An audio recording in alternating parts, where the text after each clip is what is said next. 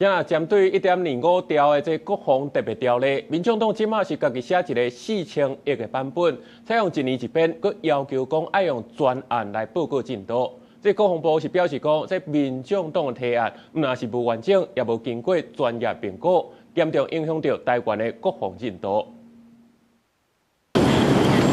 国军继续强化战力，不过1.25条国防特别条例预算要卡掉咧。民众党团正式提出国防特别条例版本，专案预算收到4000亿，一档编一改，爱报告各装备教会的基庭。另外也列出5项美国已经公告的 M109A7自走炮、海马斯导管火箭系统等等对美国的军购案。台湾人从来没有人把自由当成是免费的，但是我们付了钱。 就要拿到东西，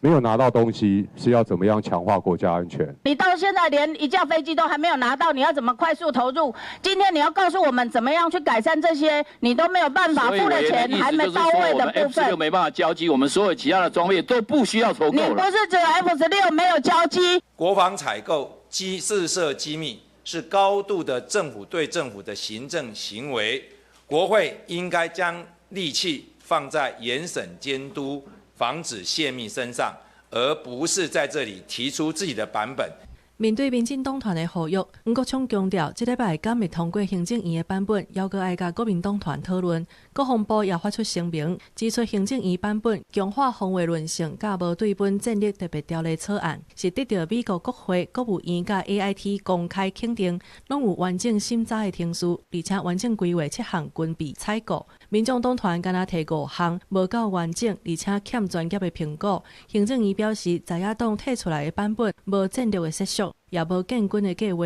无符合实务的程序，而且疏忽国防自主，毋但互台美军购真歹势，更加严重影响台湾永续战力。郭立雄强调，国防特别条例应该赶紧复委才通讨论，而且到时阵立委也要搁通监督、体检预算。公司新闻综合报道。